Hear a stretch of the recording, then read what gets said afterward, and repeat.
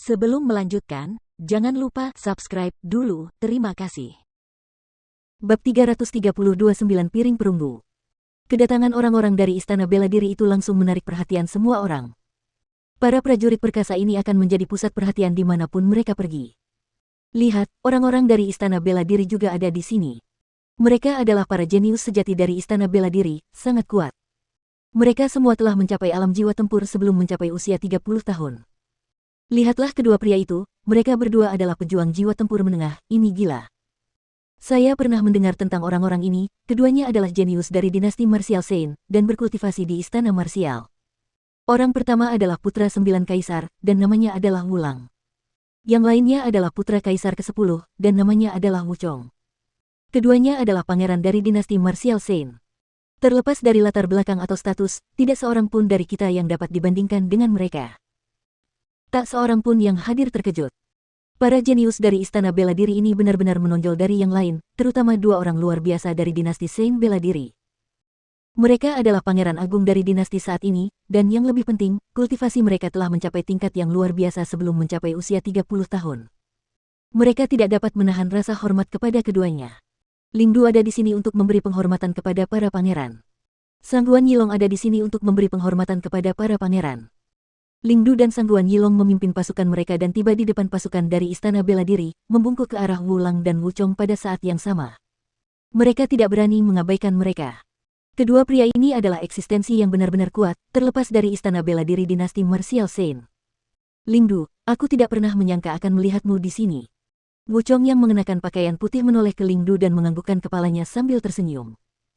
Ling Du adalah murid Istana Bela Diri, dan dia memiliki hubungan yang cukup baik dengan Wuchong. Murid junior Ling, apakah kamu sudah menemukan Jiang Chen? Seorang pria berpenampilan biasa dari Istana Bela Diri melangkah maju dan datang ke hadapan Ling Du. Namanya Yang Yun, dan ia dulunya adalah murid Sekte Pedang Myriad sebelum ia diterima di Istana Bela Diri dan mulai berkultivasi di sana. Ketika ia menyebut nama Jiang Chen, kebencian dapat dirasakan dari nadanya. Jelas, ia tahu apa yang terjadi di padang pasir. Murid senior Yang, kami belum menemukan Jiang Chen. Namun, jika kami menemukannya, kami pasti akan mencabik-cabiknya. Ling Du berkata dengan nada kejam. Siapapun yang berani membunuh orang-orang dari Sekte Pedang Segudang pasti akan menghadapi kematian. Yang Yun mendengus dingin. Yilong, kudengar Yilei dibunuh oleh Jiang Chen. Benarkah itu? Seorang pemuda tangguh lainnya dari Istana Bela Diri datang ke hadapan orang-orang dari klan Sangguan dan mengajukan pertanyaan dengan suara nyaring.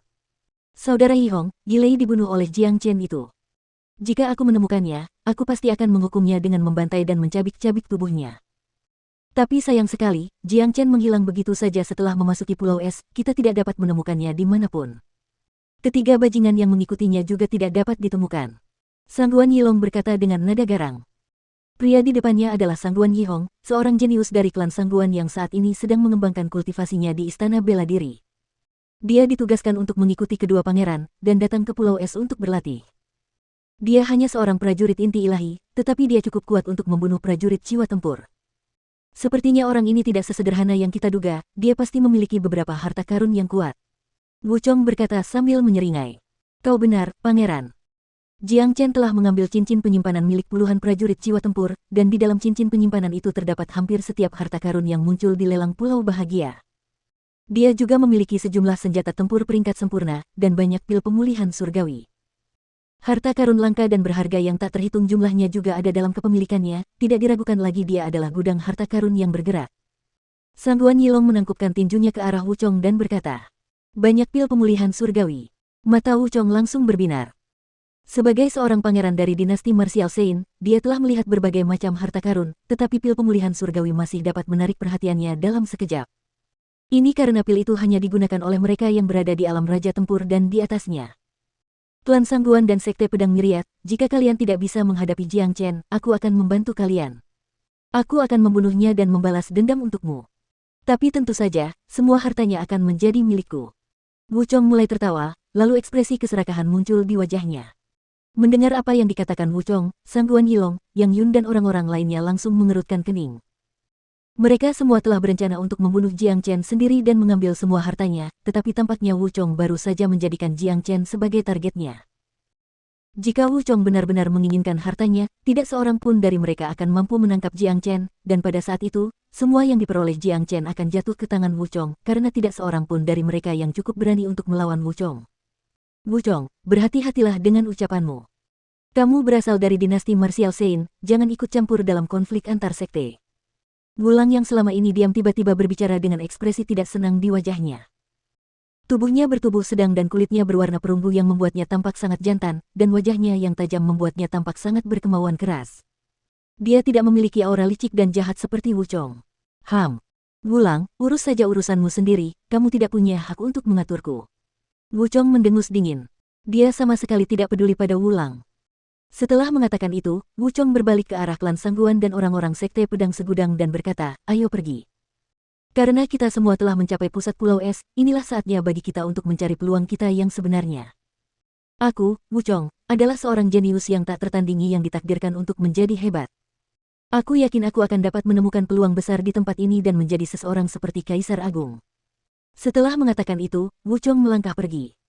Mereka semua telah melewati 9 jalan dan gerbang kehidupan dan kematian sebelum sampai di sini, tentu saja mereka akan menjelajah lebih jauh dan mendapatkan beberapa harta karun yang bagus. Mata Wulang berbinar-binar karena heran. Dia pun mengurungkan niatnya untuk bertarung dengan Wu Chong dan melangkah pergi. Sepertinya hubungan antara kedua pangeran itu tidak baik. Mereka berdua berasal dari keluarga kekaisaran, wajar saja jika mereka saling berebut kekuasaan. Kaisar ke-9 dan Kaisar ke-10 juga tidak akur, jadi Anda bisa bayangkan seperti apa hubungan antara kedua pangeran itu. Tidak ada hubungan kekerabatan dalam keluarga kekaisaran. Ayo pergi, kita harus memeriksa tempat ini juga, kurasa aku melihat sebuah bangunan tidak jauh dari sini. Banyak orang berdiskusi satu sama lain. Perebutan kekuasaan dalam keluarga kekaisaran bukanlah sesuatu yang dapat mereka bayangkan.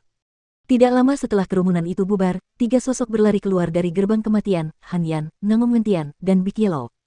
Ketiganya dalam kondisi yang kacau. Jelas, mereka telah menghadapi berbagai macam masalah di gerbang kematian. Namun untungnya, mereka akhirnya berhasil keluar dari sana tanpa terluka. Chen kecil belum keluar, kata Nangong Wentian.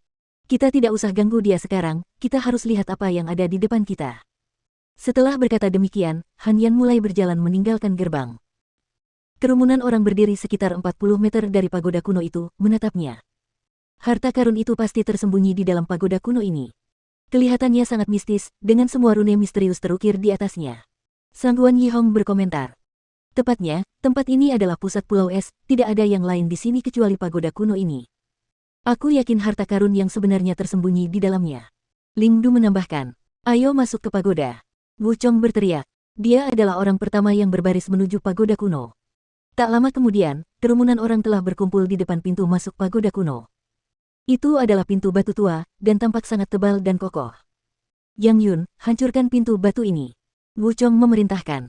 Ya, pangeran. Yang Yun tidak berani mengabaikan perintah Wu Chong, ia segera berjalan ke arah pintu batu. Ia mengedarkan yuannya dan melayangkan pukulan yang mengandung kekuatan dahsyat ke arah pintu batu. Gemuruh. Tanah bergetar hebat. Suara benturan keras terdengar dari pintu batu, tetapi pintu itu tidak hancur seperti yang diharapkan orang banyak. Pukulan kuat seorang prajurit jiwa tempur awal bahkan dapat menghancurkan gunung kecil, tetapi pukulan ini tidak berhasil menghancurkan pintu batu. Yang lebih penting, bukan saja Yang Yun tidak memecahkan pintu batu itu, bahkan fondasinya pun tidak bergeser. Pintu batu itu terlalu kuat, sepertinya kita tidak bisa membukanya dengan paksa. Seseorang berkata, biarkan aku mengeringkannya. Wu Chong mendengus. Dia perlahan mengangkat telapak tangannya, tiba-tiba melepaskan sinar terang, lalu melemparkannya ke pintu batu. Gemuruh. Tanah bergetar lebih hebat dari sebelumnya. Namun sayang, kali ini tidak terjadi apa-apa pada pintu batu itu. Apa? Wu Chong terkejut, bahkan aku tidak bisa mendobrak pintu batu ini. Pasti ada beberapa harta karun menakjubkan yang tersembunyi di pagoda kuno ini. Retakan. Tepat setelah Wu Chong selesai berbicara, beberapa bongkahan batu mulai berjatuhan dari permukaan pintu batu, dan 9 lubang menampakkan diri di hadapan orang banyak. Masing-masing berukuran sama dengan telapak tangan manusia. Lihat, apa itu? Kelihatannya seperti semacam saklar. Sangguan Yilong mengarahkan jarinya ke pintu batu. Pada saat ini, semua orang mengalihkan pandangan mereka ke pintu batu. Mereka segera melihat 9 lubang seukuran telapak tangan telah muncul di pintu batu. Mengapa bentuk lubang-lubang ini terlihat begitu familiar bagiku? Sangguan Yilong berkata dengan cemberut di wajahnya. Piring perunggu. Wu Chong tiba-tiba berteriak. Ia membalikkan telapak tangannya dan mengambil piring perunggu yang pecah, lalu ia membandingkan bentuk piring perunggu di tangannya dengan lubang-lubang di pintu batu. Benar saja, keduanya sangat cocok. Akhirnya aku tahu kegunaan lempengan perunggu yang pecah ini adalah kunci menuju pagoda kuno. Sang Guan Yilong membalik telapak tangannya dan mengambil piring perunggu lainnya. Aku juga punya satu. Ling Du mengeluarkan satu lagi. Saya juga. Gulang juga memiliki satu piring perunggu. Mereka semua mendapatkan piring-piring itu di gerbang kehidupan dan kematian. Aku juga punya satu. Seorang jenius muda lain dari Istana Bela Diri juga memiliki satu piring perunggu. Sekarang, ada 5 piring perunggu. Siapa lagi yang punya lempengan perunggu? Kita butuh 9 lempengan perunggu untuk membuka pintu batu itu. Pintu itu tidak akan terbuka tanpa ke-9 lempengan itu. Kalau ada yang punya, tolong ambilkan, kita bisa berbagi harta karun yang ditemukan di pagoda kuno itu. Wu Chong melihat ke sekeliling kerumunan saat berbicara. Tak seorang pun dari mereka tahu tujuan pasti dari lempengan perunggu ini, tetapi sekarang mereka tahu. Untuk membuka pagoda kuno, mereka membutuhkan ke-9 lempengan perunggu. Dengan hanya 5 lempengan perunggu yang mereka miliki sekarang, pintu batu itu tidak akan terbuka. Siapa yang masih punya? Tolong keluarkan sekarang juga. Sang Guan Yilong berbalik dan melihat ke arah kerumunan. Kemudian, ia segera melihat seekor anjing kuning besar yang anggun berdiri tidak terlalu jauh darinya. Dan ada juga 2 pria berdiri di samping anjing itu. Kuning besar. Sang Guan Yilong langsung berteriak. Tanpa ragu, anjing dan 2 pria ini adalah 3 bajingan yang mereka cari.